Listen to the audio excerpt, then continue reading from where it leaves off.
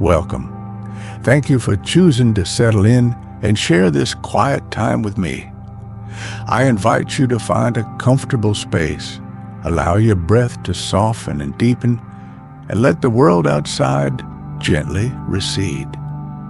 My name is Silas, and it is my quiet pleasure to journey aboard the Wanderer, my faithful train carriage and moving home. We travel slowly, not merely to see new destinations, but to feel their unique atmosphere, to listen to their subtle whispers, and to gather moments of peace and reflection along the way. The rhythm of the rails has carried me through such diverse landscapes and cityscapes, from the ancient grandeur and timeless echoes of Rome to the vibrant sensory richness of Marrakesh's bustling souks and the quiet, tree-lined elegance found in unexpected corners of Buenos Aires.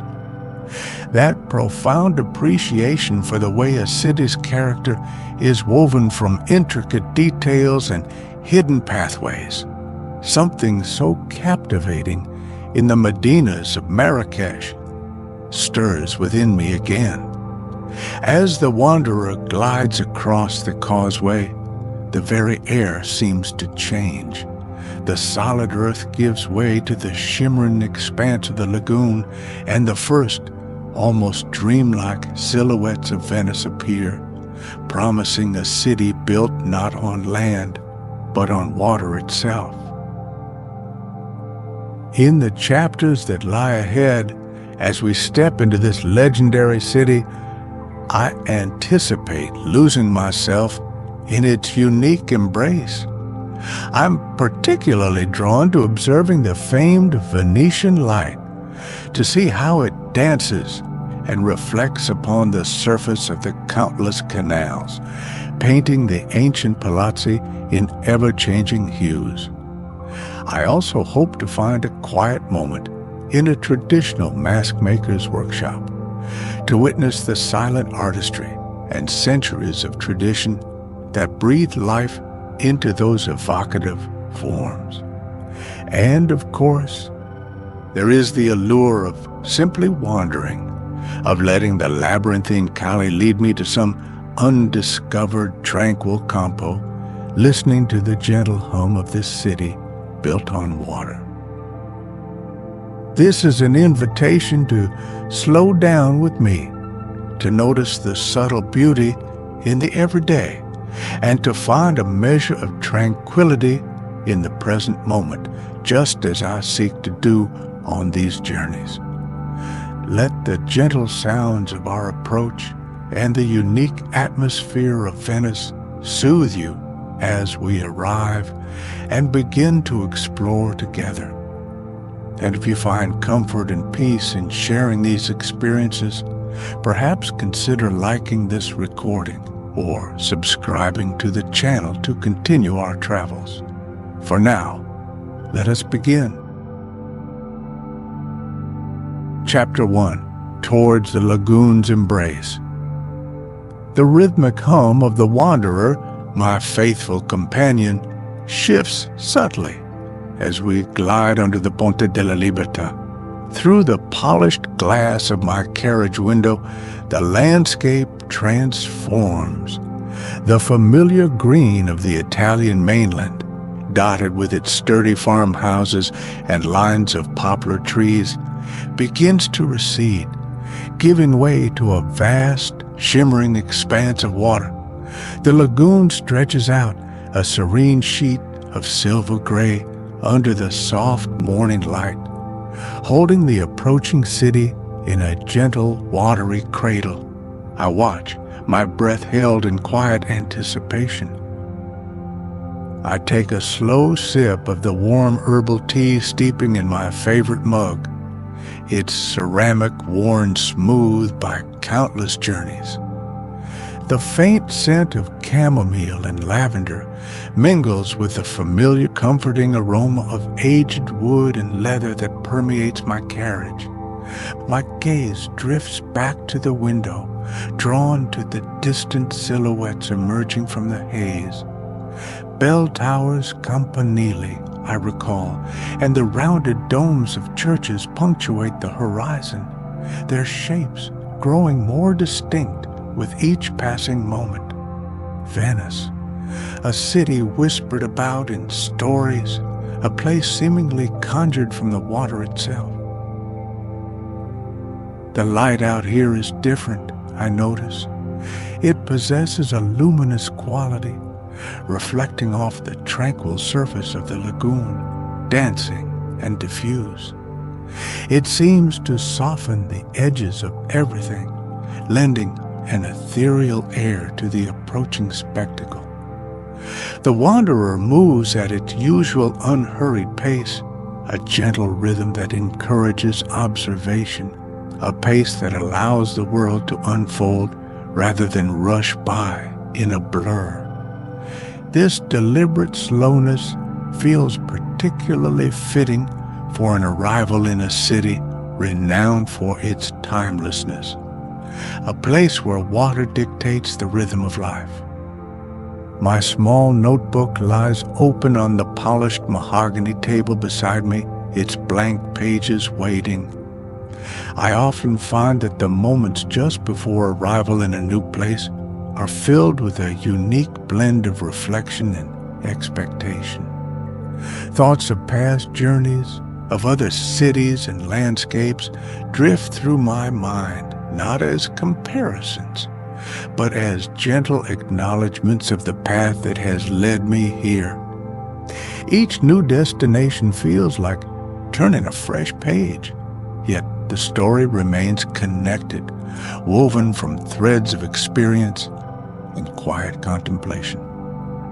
The air, even through the closed window, seems to carry a faint, briny tang now, a whisper of the sea mixing with the more inland scents of earth and vegetation we've been traversing. It's a subtle shift, a sensory nudge that signals the nearing presence of a different kind of environment.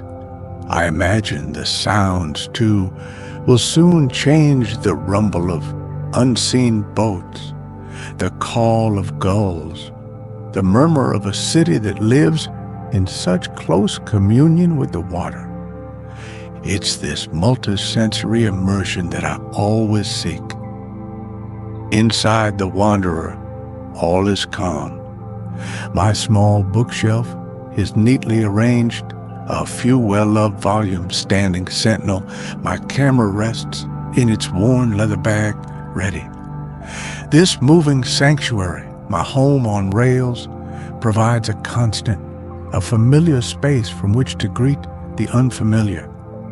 It's a vessel not just of transport, but of transition, allowing me to carry my own quiet center into the heart of new experiences. The gentle sway of the carriage is a soothing, almost meditative motion. As the train draws closer, individual buildings begin to detach themselves from the collective silhouette. The terracotta tiles of rooftops gleam, a warm contrast to the cool tones of the water and sky. There's a sense of anticipation, not of excitement in a boisterous way, but a quiet eagerness to step into this famed city, to walk its watery pathways and discover its hidden corners. The promise of Venice is not just in its grand vistas, but in the intimate details I hope to find. The final stretch of the causeway now, and the energy shifts palpably. The outlines are sharper, the sense of arrival imminent. I close my eyes for a moment, taking a steadying breath, preparing to absorb the first full impact of this legendary city. The wanderer slows, its gentle hum decreasing to a soft whisper. The journey to the lagoon's edge is complete. The embrace of Venice awaits. Chapter 2, Footsteps on Water. The moment I step from the quiet familiarity of the wanderer onto the platform of Venezia Santa Lucia, the world transforms. Before me, not a bustling street, but the Grand Canal itself, a wide, shimmering ribbon of water reflecting the ornate facades of ancient palazzi. The sheer immediacy of it is breathtaking. Gondolas, sleek and black, glide silently by, their oarsmen calling out in melodic Italian. Vaporetti, the city's water buses, churn gently, ferrying people to and fro. The air is alive with the scent of salt water and the faint, sweet aroma of something baking nearby. I stand for a few moments just outside the station, allowing the scene to wash over me. The scale of the buildings, their colors muted by time yet still vibrant, the intricate ironwork of balconies, the ever-present lapping of water against stone. It's a symphony of sensations. The light, that unique Venetian light I glimpsed from the train, bathes everything in a soft, almost pearlescent glow. There's a gentle hum of activity, but it feels different from the urban rush I've experienced in other cities. Here, the rhythm is dictated by the water, a slower, more deliberate pulse. With my satchel over my shoulder, I make my way towards the Vaporetta stop. My pre-booked room is in Dorso Duro. A sestiere I've read is known for its slightly quieter, more artistic atmosphere. The ticket kiosk is managed with an unhurried efficiency, and soon I find myself on a water bus, choosing a spot near the open side to better observe. As we pull away from the dock, the perspective shifts. The city unfolds like a magnificent water-bound scroll, each building revealing its unique character. The journey along the canal is an experience in itself. I see locals going about their day deliveries being made by boat, children peering from windows adorned with flower boxes, elegant elderly Venetians navigating the water taxis with practiced ease. The palazzi, some grand and imposing, others more modestly charming, bear the marks of centuries, their foundations kissed by the gentle rise and fall of the tide. I notice the way the light catches the ripples on the water, sending dancing reflections onto the lower walls of the buildings. It strikes me how different navigation is here. There are no roads, no cars, only canals and pedestrian laneways.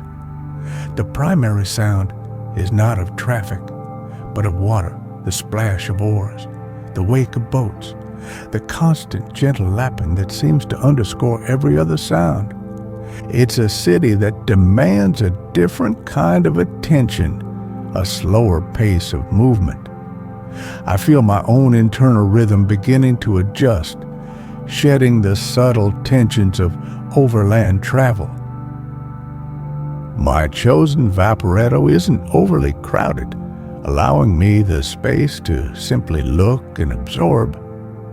I see small arched bridges connecting narrow alleyways, glimpses into hidden courtyards, and the occasional lush garden peeking over a high wall.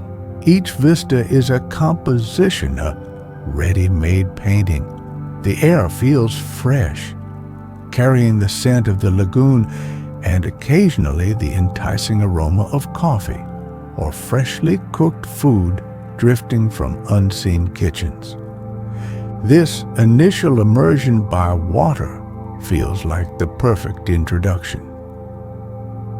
As we approach the Accademia Bridge, I know my stop for Dorso Duro is near. The character of buildings here seems a little less formal, perhaps, with more ateliers and small shops hinting at the artistic life of the sestiere. The sun, now higher in the sky, cast sharp shadows and bright highlights, making the colors of the aged plaster and weathered stone even more vivid. I try to commit these first impressions to memory, the raw sensory data, before familiarity sets in. Stepping off the Vaporetto onto the Fondamenta, the paved walkway alongside the canal feels like truly setting foot in Venice. The ground beneath me is solid stone, worn smooth by time and countless footsteps. The Grand Canal is still present, but now it's the backdrop to smaller canals and the promise of intricate laneways. I take a deep breath, the unique blend of Venetian air filling my lungs, and begin my search for the quiet street where my temporary haven awaits. Chapter 3. A Haven by the Water's Whisper. Finding the small calle where my rented room is located takes a few turns, a delightful meandering through narrow passageways and across miniature bridges. It's exactly the kind of quiet corner I had hoped for. The building itself is unassuming, its faded ochre plaster telling tales of sun and seasons. The heavy wooden door opens into a cool, dimly lit entryway, and a short flight of stone stairs, one concave in the middle, leads me to my room on the first floor. The room is simple but charming. Old wooden beams cross the high ceiling, and the floor is covered in traditional Venetian terrazzo, cool underfoot, its mosaic of marble chips polished to a soft sheen by time. A tall window framed by heavy wooden shutters looks out not onto a bustling canal, but a tiny enclosed courtyard, a court shared by a few buildings. It's peaceful, with a single, somewhat tenacious potted oleander providing a splash of green. The sounds from here are muted, the distant chime of a church bell, the faint murmur of voices from a neighboring apartment, the occasional coo of a pigeon. I set my satchel down on the sturdy wooden bed and walk over to the window, pushing the shutters further open. A sliver of sunlight makes its way into the courtyard, illuminating a patch of weathered brick. I can hear the almost imperceptible sound of water, perhaps from a minor canal just beyond the courtyard walls, a constant, subtle reminder of Venice's essence. This gentle, pervasive sound is already beginning to feel like the city's heartbeat, a quiet whisper that underscores the stillness.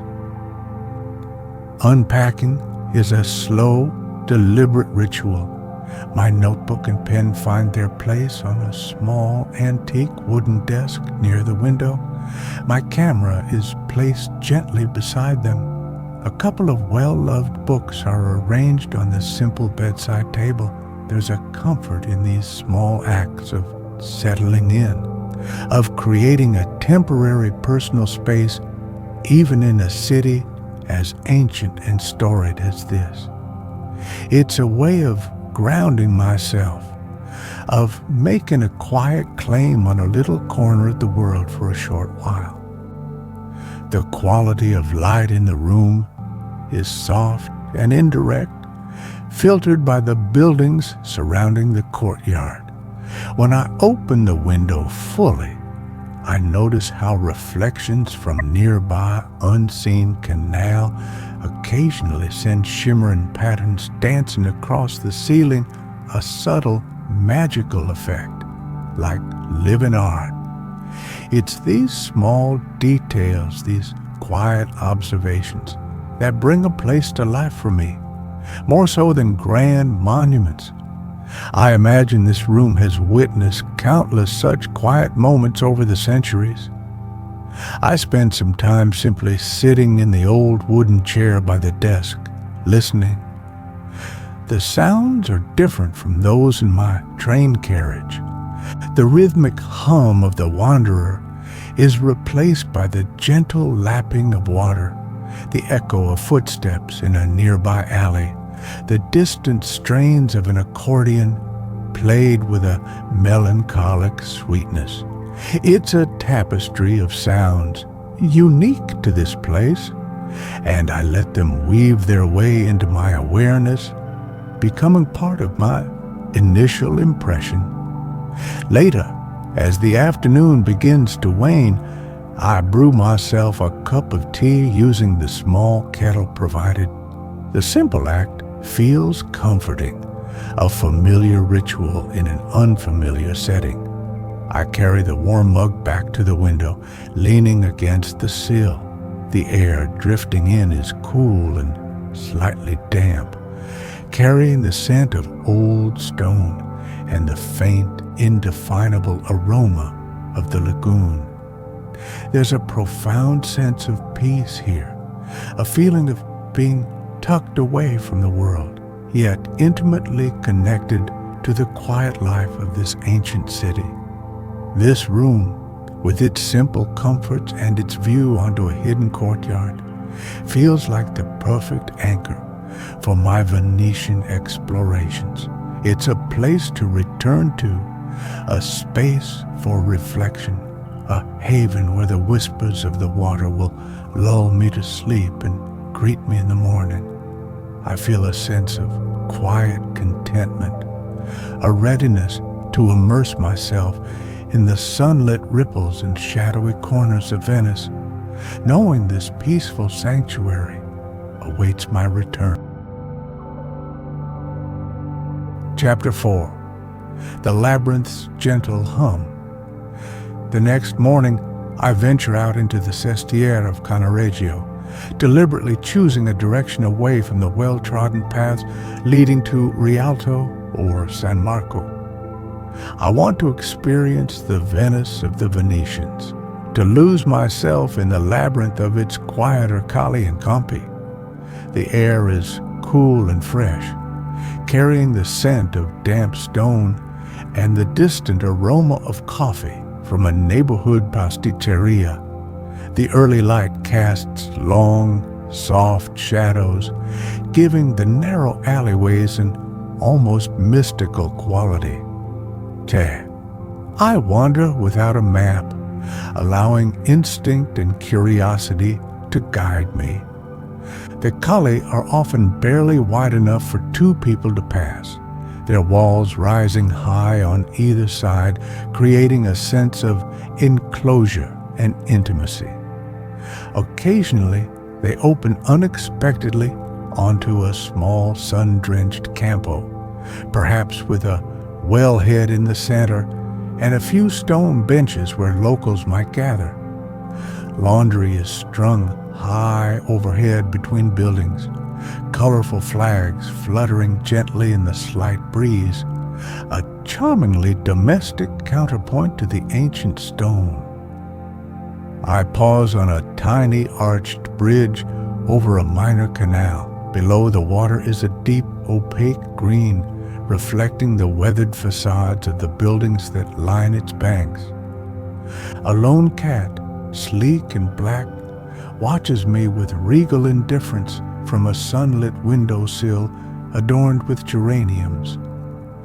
The silence here is profound, broken only by the distant chime of church bells or the soft splash of water against a mossy wall. It's in these moments, away from the throng, that I feel the true pulse of Venice. My camera comes out, not for grand vistas, but for the small details that catch my eye. The intricate pattern of a wrought iron gate, the texture of crumbling plaster revealing layers of history, the unexpected beauty of a single vine creeping up an ancient wall, its leaves a vibrant green against the faded paint. These are the quiet stories the city tells, the whispers of time and endurance. I try to capture not just the image, but the feeling of these secluded spots. I discover a tiny panificio, its window displaying an array of freshly baked breads and pastries. The warm, yeasty aroma is irresistible. Inside, a friendly baker greets me with a smile. I purchase a piece of focaccia, simple and delicious, and eat it slowly as I continue my walk, savoring the authentic taste. These small interactions, these brief connections with local life are treasures. They offer a glimpse into the everyday rhythm of the city. The labyrinthine nature of Venice is fascinating. Just when I think I have my bearings, a narrow passage will lead me to an entirely unexpected place, a hidden courtyard, a silent canal, a tiny square I hadn't seen before. There's a joy in this deliberate disorientation, a sense of discovery around every corner. It encourages a slower pace, a more observant frame of mind. I feel no need to rush, no specific destination in mind other than to simply be present. I find myself in a quiet compo with a simple stone church at one end. A few children are kicking a ball, their laughter echoing softly in the enclosed space. An elderly woman sits on a bench, shelling peas into a bowl in her lap. Life unfolds here at an unhurried pace.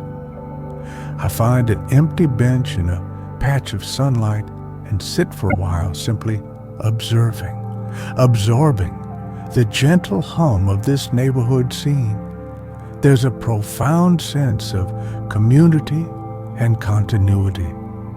As the morning progresses, the sounds become more varied. The distant rumble of a delivery boat's engine, the clatter of shutters being opened, the cheerful greetings of neighbors. Yet, even with these signs of life, the underlying atmosphere remains one of peace.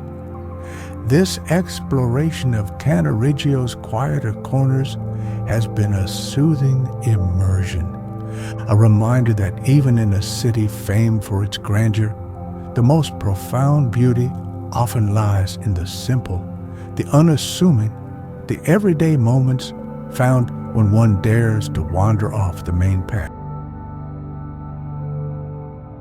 Chapter 5. San Giorgio's Serene Gaze. This afternoon, I decide to seek a different perspective on Venice, a view that promises both expanse and tranquility. A short, pleasant vaporetto ride carries me across the shimmering Bacino di San Marco, the vast water basin that lies before St. Mark's Square. My destination is the island of San Giorgio Maggiore, dominated by its magnificent Palladian church and prominent campanile. Even from the water, the island exudes an air of serene detachment from the bustling heart of the city. Stepping onto the island feels like entering a more rarefied atmosphere. The crowds are noticeably thinner here, the pace even slower. The church of San Giorgio Maggiore, with its brilliant white Istrian stone facade, gleams in the afternoon sun. I walk towards it, the sounds of the city across the water softened by distance.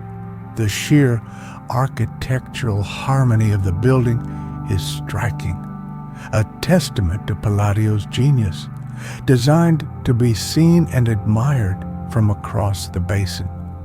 Inside the church, a cool, echoing silence envelops me. The vast, light-filled interior, with its soaring dome and perfectly proportioned nave, inspires a sense of awe and quiet contemplation. Sunlight streams through the high windows, illuminating masterpieces by Tintoretto that adorn the walls. I find a simple wooden pew and sit for a while, allowing the peace of the sacred space to settle over me. There are only a few other visitors, each moving with a quiet reverence. After absorbing the tranquility of the church, I make my way to the campanile. A small lift carries me smoothly to the top. As I step out onto the viewing platform, the panorama that unfolds is truly breathtaking. All of Venice lies spread out before me like an intricate russet and ivory map set upon a turquoise sea. The iconic skyline of St. Mark's Square, the Doge's Palace, the myriad rooftops and canals, all are laid bare from this elevated vantage point. I spend a long time just looking, slowly turning to take in the 360-degree view. To the south, the island of Giudecca stretches out. Further still, the islands of the Lagoon fade into a hazy horizon, and beyond them, the Adriatic. The sheer density of Venice is apparent from up here, yet it also appears surprisingly green, with hidden gardens and tree-lined canals revealing themselves. The sounds of the city reach me as a muted hum, the occasional boat horn, a distant call. From this height, the constant movement of boats on the water below looks like a slow, intricate ballet. Gondolas appear as tiny black crescents, vaporetti like purposeful beetles navigating the aquatic pathways. It's a mesmerizing sight. This city built against all odds, thriving on its watery foundations. The gentle breeze is cool and refreshing, carrying the faint scent of salt from the lagoon. I feel a profound sense of peace, a quiet joy in witnessing such beauty. My camera captures some of this expansive scene, but I know the images will only be a pale reflection of the feeling of being here, suspended between the sky and the water, overlooking one of the world's most unique cities.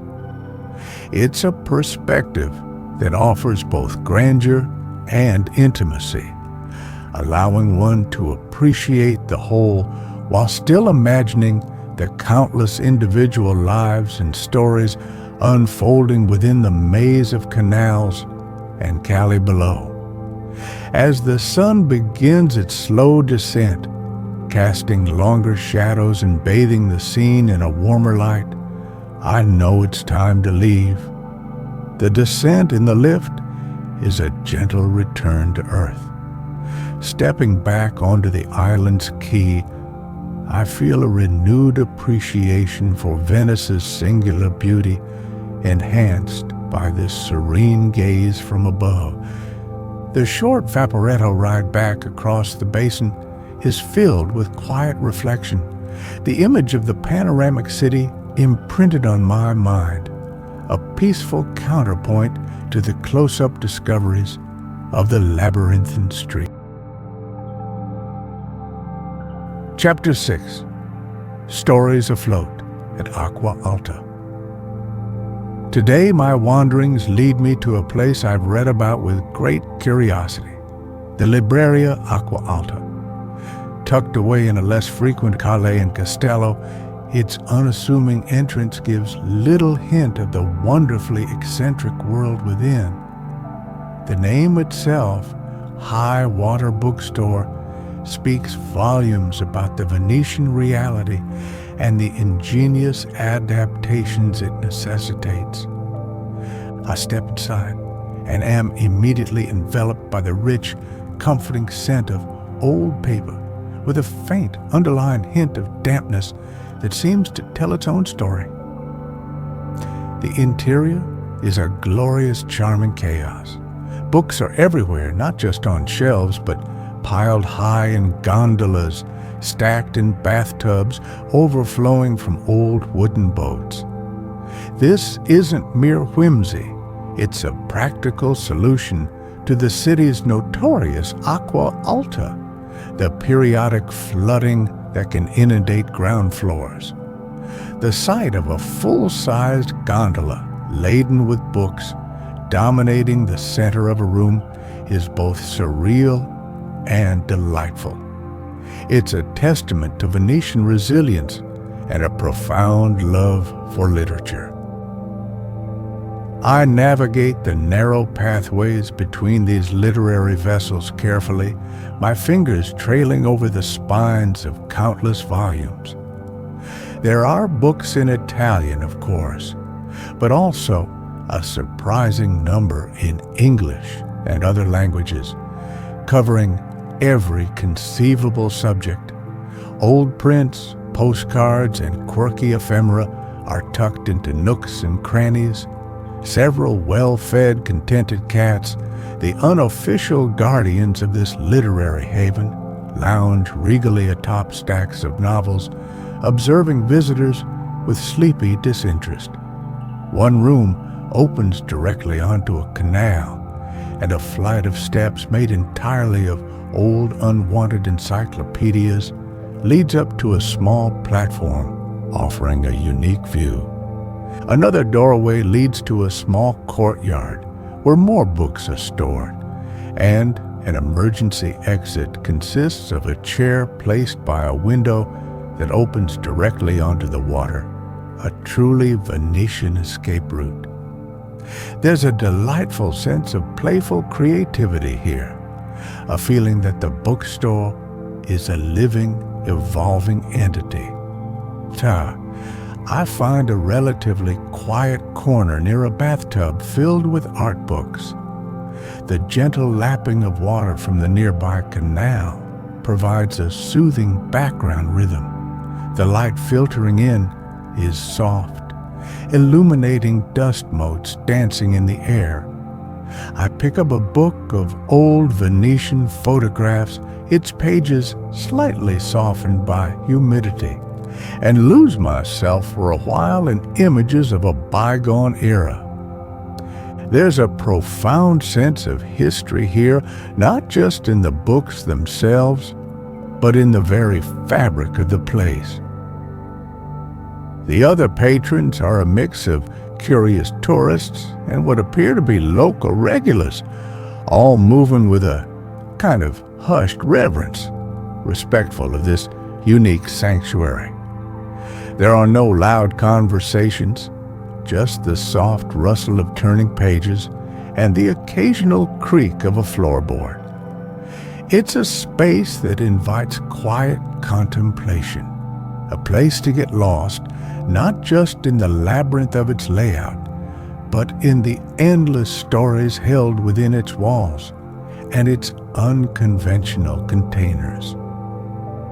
I spend a good hour or more simply browsing, discovering hidden treasures, appreciating the sheer joyful eccentricity of it all. It's more than just a bookstore, it's an experience, an immersion into a world where literature and the realities of Venetian life have found a wonderfully symbiotic relationship.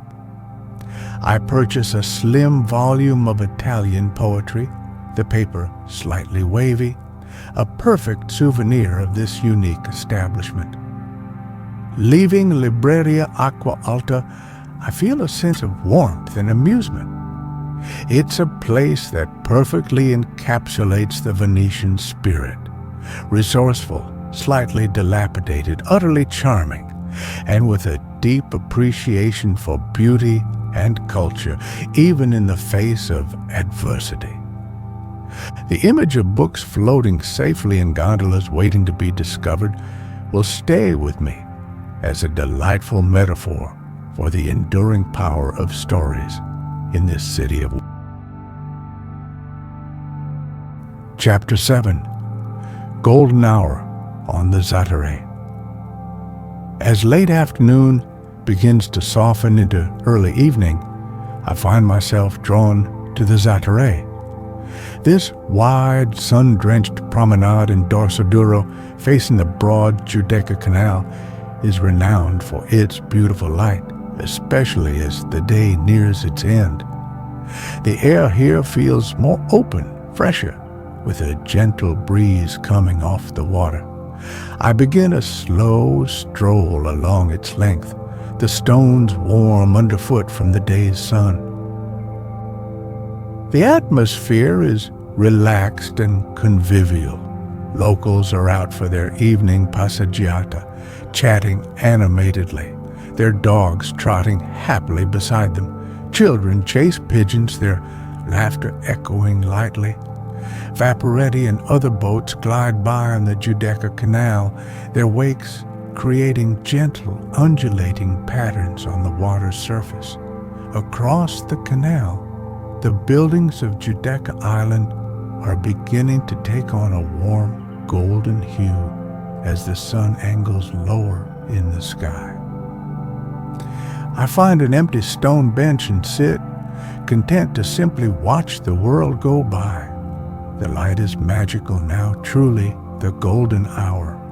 It bathes everything in a soft, rich glow, making the weathered facades of the palazzi seem to radiate warmth. The water of the canal shimmers, reflecting the deepening colors of the sky. Soft pinks, oranges, and lavenders are beginning to streak the western horizon. It's a scene of incredible, tranquil beauty. Nearby, there's a small, unassuming baccaro, a traditional Venetian bar. The enticing aroma of cicchetti, the local tapas-style snack, drifts towards me. I decide to indulge. Inside, the atmosphere is cozy and welcoming. I order a small glass of chilled local white wine and select a couple of delicious-looking cicchetti, one with creamy Pacala Mantecato creamed cod, and another with fresh sardines. Finding a small table outside, I savor the simple, authentic flavors. This ritual, enjoying an ombra, a small glass of wine, and a few cicchetti while watching the sunset, is a quintessential Venetian experience. It's a moment of quiet pleasure, a chance to slow down and appreciate the simple things. Good food, good wine, and a beautiful view. The murmur of Italian conversations around me is a soothing backdrop. The clinking of glasses, a gentle punctuation. I feel a sense of peaceful immersion in the local rhythm. As the sun dips lower, the light becomes even more intense, painting the sky in fiery colors before gradually softening into twilight. The silhouettes of the buildings on Giudecca become sharper against the vibrant backdrop. The street lights along the Zattere begin to flicker on, casting a warm, inviting glow along the promenade. There's a palpable sense of shared appreciation for this daily spectacle among those gathered here. I linger on my bench, reluctant to leave this enchanting scene. The air cools slightly, but it's a pleasant change. The beauty of the moment is not just visual, it's a feeling, a sense of peace, of contentment, of being connected to this timeless place and its gentle way of life. The Zattere at sunset is more than just picturesque location. It's an experience that touches the soul, a reminder of the simple, profound beauty that can be found in the everyday. Eventually, as darkness begins to settle, I rise and continue my stroll, the images of the golden hour replaying in my mind. The water of the canal now reflects the scattered lights from the buildings and boats, creating a different kind of underscore magic. My evening walk along the Zattere has been a perfect interlude, a sensory feast that has filled me with a deep sense of tranquility and gratitude for the quiet wonders of it. Chapter 8. The Silent Art of Masks. My explorations today lead me down a particularly narrow and quiet calle, one I haven't traversed before. Tucked away, almost hidden from view, I discover a small, unadorned shopfront with the simple sign, Atelier de Marcheur. Peering through the window, I see a wondrous array of Venetian masks. Not the mass-produced tourist fare, but exquisite, handcrafted creations. Intrigued, I push open the door and step into a world of silent, expressive faces. The air inside is thick with the scent of gesso paints and a faint, dusty aroma of old paper. Masks of every shape and design line the walls and fill the display cases. Classic Bauta and Moretta masks, elaborate feathered creations, whimsical animal faces, and commedia dell'arte characters with their exaggerated expressions. An elderly artisan, his face lined with the wisdom of years and his hands stained with paint, sits at a wooden workbench, meticulously applying gold leaf to a half-finished mask. Shah! He looks up as I enter, offering a brief, courteous nod before returning to his delicate work. I murmur a soft permesso, and he gestures for me to look around. I move slowly through the small workshop, captivated by the artistry on display. Each mask seems to possess its own personality, its own story. The craftsmanship is extraordinary. The smooth finish of the papier-mâché, the intricate hand-painted details, the carefully chosen embellishments of feathers, beads, and ribbons. I observe the artisan at his bench. His movements are precise and economical, born of long practice. He handles the delicate gold leaf with a feather-light touch, his concentration absolute. There's a quiet dignity in his work, a dedication to an ancient craft that has been a part of Venetian culture for centuries. The only sounds in the workshop are the soft rustle of his tools and the occasional distant chime of a church bell. After a while, he sets down his tools and turns to me with a gentle smile. In quiet Italian, he begins to explain some of the history and symbolism behind different types of masks. He speaks of carnevale, of course, but also of how masks were once used in everyday Venetian life for various social purposes. His passion for his craft is evident in his soft-spoken words and the way his eyes light up when he describes a particular technique or historical detail. I ask about a specific mask that catches my eye, a beautifully melancholic Pierrot. He takes it down carefully, allowing me to admire the subtle shading and the expressive downturned mouth. He explains the character's origins, its traditional role in theater. Holding the mask, I can almost feel the weight of its history, the countless stories it could tell if it could speak. It's more than just an object. It's a piece of cultural heritage. I spend some time simply absorbing the atmosphere of the workshop, surrounded by these silent, evocative faces. It feels like a sanctuary of creativity, a place where tradition is lovingly preserved and passed on. I feel a deep respect for the artisan and his dedication to this meticulous, time-honored art form. There's a profound beauty in such focused, hands-on creation, a stark contrast to the fast-paced, mass-produced world outside. Before I leave, I choose a small, beautifully made Colombina mask, elegantly simple with delicate silver tracery. It's a modest piece, but it will serve as a tangible reminder of this quiet encounter and the silent artistry I've witnessed. As I step back out into the sunlit Calais, the vibrant, expressive faces from the workshop remain vivid in my mind, a testament to the enduring power of Venetian craftsmanship and the quiet stories held within its ancient tradition. Chapter 9. Farewell to Floating Dreams. My last morning in Venice. I wake early, the soft, diffused light of dawn filtering through the shutters of my room in Dorsoduro.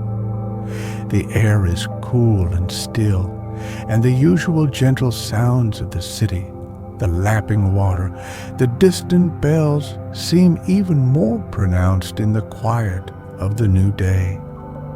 I make myself a final cup of tea and sit by the window, watching the hidden courtyard slowly awaken. There's a unique kind of melancholy that accompanies the last hours in a place that has touched me. It's not sadness, precisely, but a gentle awareness of impending departure, a desire to hold on to the sensations and memories a little longer. I take my time, savoring these final moments. I decide to take one last slow walk, revisiting a few of the quiet corners that have become familiar and dear to me during my stay. I wander along the deserted fondamente, the canals mirror still in the early light, reflecting the pastel-colored buildings with perfect clarity. A lone gondolier poles his sleek black boat silently through the water, perhaps on his way to an early fair. The city feels peaceful, almost asleep, its usual daytime vibrancy held in quiet suspension. I pass the small campo where I first noticed the children playing, now empty and serene. I find a small, unassuming cafe near the Accademia Bridge that is just opening. The aroma of freshly brewed espresso is invigorating. I order a cappuccino and a simple cornetto and sit at a tiny outdoor table, watching the first vaporetti of the day begin their routes along the Grand Canal. The morning light is exquisite, catching the golden mosaics on a distant palazzo, making the water sparkle. These are the simple sensory details I want to carry with me. Back in my room, I begin the ritual of packing. Each item, my notebook filled with observations, my camera holding images of sunlit canals and shadowy alleyways, the small Colombina mask is a repository of experience. The process is unhurried, a chance for mental review. I think of the Labyrinth's gentle hum, the serene gaze from San Giorgio's campanile, the stories afloat at Acqua Alta, the golden hour on the Zattere. Each memory is a sunlit ripple on the surface of my mind. I take a final lingering look from my window at the quiet courtyard. The potted oleander seems to nod a gentle farewell. I close the shutters slowly, a symbolic act of closure. The sounds of Venice, which have become such a comforting backdrop to my days here, will soon be replaced by the familiar rhythm of the wanderer. But the essence of this city, its ethereal beauty and its quiet resilience, will travel with me. With my satchel on my shoulder, I make my way back towards the Vaporetta stop. The city is more awake now, the sounds of daily life beginning to fill the air. There's a sense of gratitude for the time I've spent here, for the peaceful discoveries and the gentle unfolding of its unique character. Venice has offered not just sights, but feelings, a sense of timelessness, of quiet contemplation, of beauty found in the most unexpected places. As the Vaporetto carries me towards the Santa Lucia station, I look back at the receding palazzi, the shimmering water, the iconic silhouette of this floating dream of a city. It doesn't feel like a final goodbye, but rather an arrivederci. The sunlit ripples of Venice, its quiet canals and its whispered stories have etched themselves into my memory, ready to be revisited in thought. A tranquil haven to return to, even from. Chapter 10. The lagoon's lingering light, the familiar metallic click of the wanderer's door closing behind me, is a comforting sound. I stow my satchel in its usual place and settle into my well-worn armchair by the window. The train gives a gentle lurch, and slowly, smoothly, we begin to pull away from Venezia Santa Lucia. The grand facade of the station recedes, and once more, the vast expanse of the lagoon opens up before us as we glide on to the Ponte della Libertà. I watch as the cityscape of Venice, now bathed in the clear light of late morning, becomes a shimmering outline against the horizon. The domes and campanili, which seemed so magical upon arrival, now possess a sense of familiar beauty. The water of the lagoon is a brilliant turquoise today, reflecting the bright sky. A few scattered boats, their sails white triangles against the blue, move with leisurely grace. The scene is serene, a perfect farewell image. Inside my carriage, the familiar comforts surround me, the scent of old wood and books, the soft upholstery of my chair, the quiet hum of the train that is both a sound and a sensation. I open my notebook to a fresh page, my pen poised. Words come slowly at first as I try to capture the essence of the past few days. It's not about cataloging every sight, but about distilling the feelings, the quiet epiphanies, the specific quality of light and sound that defined my Venetian experience. I sketch a small, quick drawing of a canal I remember, a particular curve in the water, the way a bridge arched over it. It's a simple rendering, but it helps to anchor the memory. I write about the silence of the early mornings, the unexpected beauty of a hidden courtyard, the taste of cicchetti by the water's edge as the sun set. These are the fragments, the sunlit ripples that form the mosaic of my visit. The journey across the causeway seems quicker this time, or perhaps I am simply more absorbed in my reflections. The mainland appears, and the landscape gradually transitions from the watery world of the lagoon to the more solid earth of fields and trees.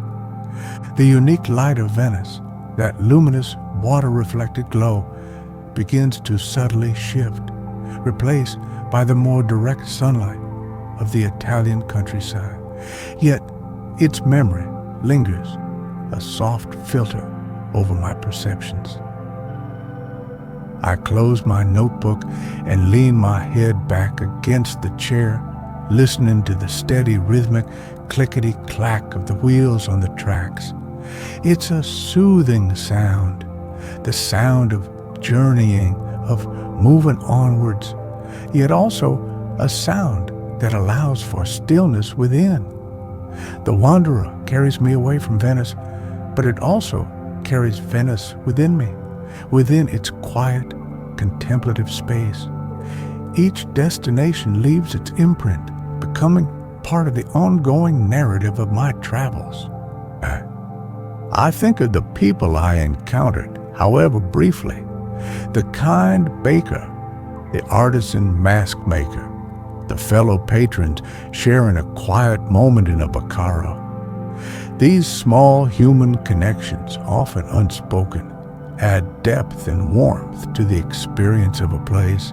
They are reminders that even in ancient, storied cities, life is lived in the present, in the small, everyday interactions. Venice, for all its grandeur, felt surprisingly intimate. As the Wanderer picks up speed, heading towards an as-yet undecided next horizon, I feel a sense of peaceful completion. The lagoon's lingering light, both literal and metaphorical, stays with me. Venice was a gentle immersion, a reminder of the beauty of slowness, of observation, of allowing a place to reveal itself in its own time. And now, the quiet comfort of my personal train, my moving home, enfolds me, preparing me for whatever new discoveries the unfolding journey may bring.